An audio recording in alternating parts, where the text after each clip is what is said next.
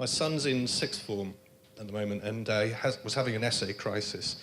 And I said, oh, I'll help you, you know, no problem. What's it about? And he's doing this thing called theory of knowledge. I don't know if anyone has got kids in sixth form. He does this thing, theory of knowledge. So his essay title is, what is knowledge, and does it have a moral impediment? And, and I thought, oh, fuck, I wish I hadn't offered to help. And I do feel a bit like that on this, so here we go. I reckon that if you got enough planners together and you got them all to blog, then eventually, particularly on a topic like this, so you get like 1,000 planners blogging worldwide on what is an idea, I reckon they'll come up with the complete works of Stephen King before too long. And, you know, so there's a lot of talk at the fringes of what this question is. My approach is to answering this is it's the wrong question. We're asking the wrong question here. So the question should be, and it's a bit of an odd question, what does an idea? It's not what is an idea, it's what does an idea. And the reason for that is because ideas are active things. And the question, what is an idea, just asks you to describe it as if it were inert, as if it were just a thing with sort of physical properties or whatever. But the important question is what does it do?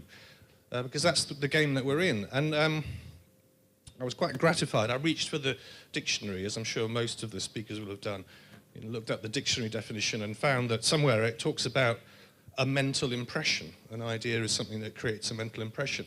And in a way, that's the most useful thing about ideas for us, is that they do something to people. They create an effect in their brain and hopefully an effect on their behavior. I was also remembered that our global creative director he's very good with words. He used this particular set of words one day when he said to me that an idea woke him up at 4 o'clock in the morning and demanded to be written down. So it's not like, you know, most of us would say, oh, you know, I sort of had an idea overnight, whatever. But it was very particular. He reckons the idea was very insistent within his brain and actually caused him to wake up. He wrote it down and went back to sleep again, and then was able to remember it later on in the morning, which is quite interesting. So, you know, my sort of key point is in all of this is let's not get too hung up about technically what is or isn't an idea, and remember that the most important thing is what do they do? What do they do to people? Because ideas do things, and not least they do things to the person who comes up with the idea. And you probably recognize this. Maybe it doesn't happen that often. It doesn't happen that often to me, but you do recognize it when it happens. When you have an idea, you can almost feel it. And I was sort of gratified to I did a bit of research on this. I was gratified to find out that there is apparently a scientific phenomenon in the sort of psychology world known as the aha effect. Apparently it originated in things like crosswords, but it is a sort of broader thing, and it is about the sensation that you get and the pleasure that you get upon having an idea, and the sort of moment where things, the sort of magical penny drop moment. And some of the studies on it say that the aha moment has an intense feeling of pleasure. So, I don't know how, not that intense, but you know, reasonably strong feeling of pleasure associated with it. So that you've got this rather pleasant feeling that, that makes sense, and that's all good. And I thought that was quite interesting.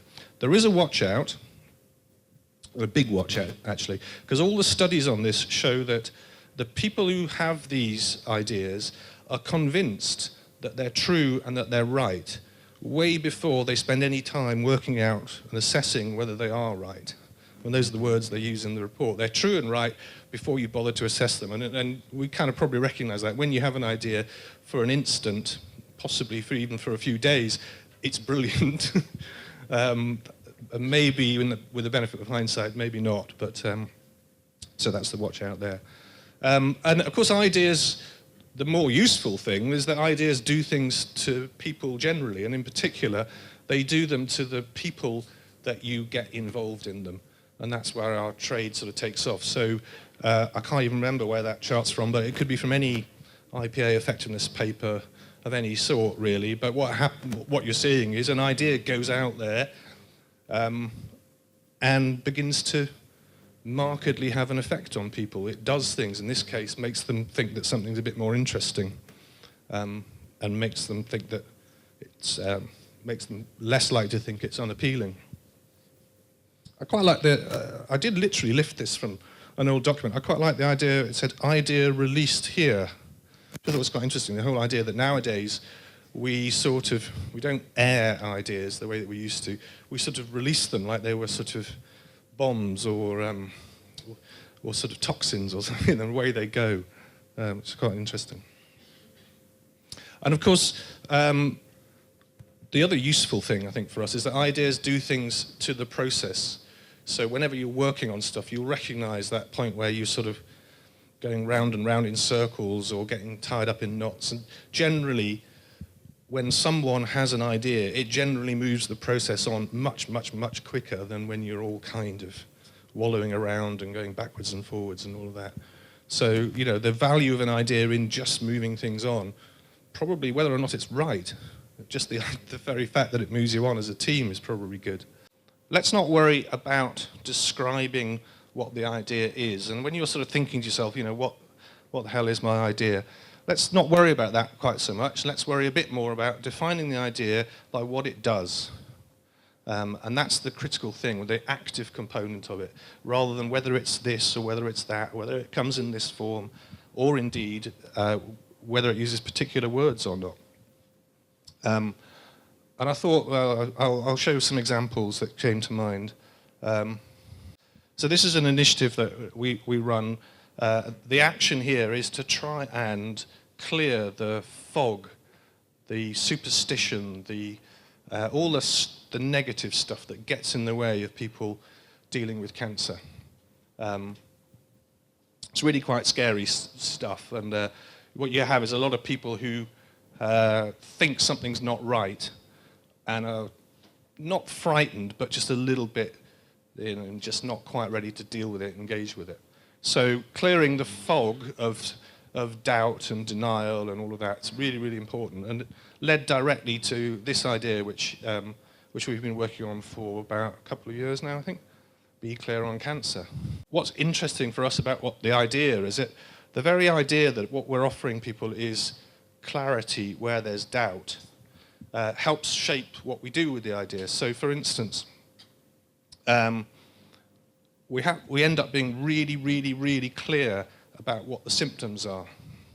So the official symptom on lung cancer is a persistent cough. But nobody understands what a persistent cough is. So we talk about a cough that's lasted 3 weeks or more, because that makes it, clarifies it. And in fact, we come up with other, probably clearer ways of thinking about it, like this, which is what you find is that someone's coughing right now. That, you stop noticing your own cough after about a week, but other people don't, as just proved right now. So that's quite interesting. That's a way of making the symptom clearer to people. And what we're about to do is pick up on the 3-week bit and sort of say, well, 3 weeks ago today is when Mick Philpott was found guilty. So if you were coughing then and you're still coughing now, that's 3 weeks, okay? So it forces us to be really, really clear on stuff. And it's rather unappetizing looking. This is the good news sandwich that we use. So we're really clear on the good news and the bad news, and we create this sort of good news sandwich with it. In the center of the sandwich and the filling in the middle is the fact that if you've got this coughing and it's gone on for 3 weeks, it could be a sign of lung cancer. But that's really scary. So to get people to clear this fog, we get the good stuff in there as well. And the good stuff is that actually it's most likely not. It's most likely something else entirely. And actually, even if the worst came to the worst, and it was, the earlier you catch it, the better your chances. So that's what we call, I guess, the good news sandwich, which is the sort of way of delivering parceling up the clarity. Here's another one. This, I'll just put this in because it's charming, actually. This is called Pigs by Kids. It's for NatWest. It's probably one of the most charming things that we do. So maybe one of the most charming things in the banking world. because after all, it's not the world's most exciting or charming thing. This was the sort of objective, and I'm making a distinction here between the objective and the idea. So the objective, get parents and their kids to talk about and be involved in savings, and we all know that's almost unrealistic. You know, it's just really dull, and there's a million and one other things to talk about, so that's a really, really difficult objective. But the idea, which is the sort of active bit, and you can see why this would take off, get kids to design the new NatWest savings pig. It works with parents because all parents remember the pigs from their old days. It works with new technology because they're all involved and engaged, and it's altogether charming. There's a little bit.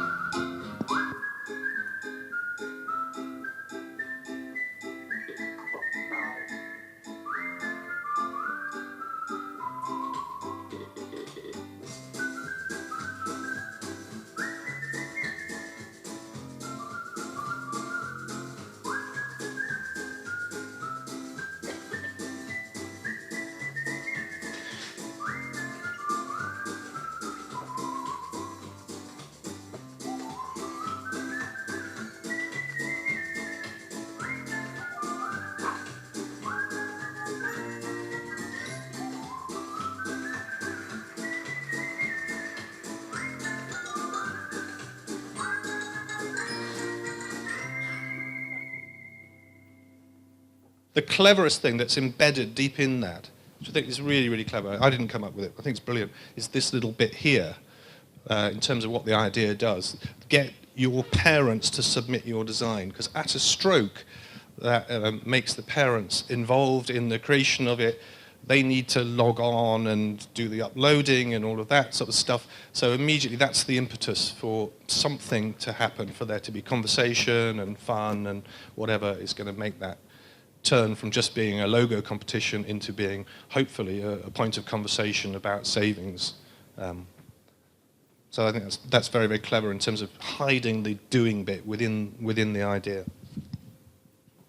This is a Change for Life initiative. We do lots of sort of, I guess we call them sort of sub-ideas underneath the main thing, all in the area of selling probably the most difficult thing you can sell to people, which is change. This one, I think I included this one because it changes the way we think about things. It's not just changes the way you should do things, which is what it's all about, but it's actually changed the way we think about activating the program. So we've done the usual stuff. We've done the cardboard app, and now the sort of real app. Cardboard app's much more important for this audience because until recently they didn't really have smartphones. So the cardboard, and they love getting stuff as well. So that's really, really important. But we've done the usual stuff. And I guess this is my description of what the idea probably is. The most interesting thing is what it's done with our relationship with, I was going to use the word competitors, but I guess they're the sort of partners, so the other people that we're competing with. And have a look at this, I think it makes the point quite well. Honestly, you lot, what are you putting into your bodies? Let me show you. Come on, hold tight. This is the amount of fat in that whole pizza. Yuck! There's 17 cubes of sugar in that fizzy drink. Too many hidden nasties can create dangerous levels of fat in your body that could lead to heart disease, stroke, type 2 diabetes, cancer. Come on, it's easy to get food smart. Let me show you some healthier alternatives. At Asda, we've made fish simple for you.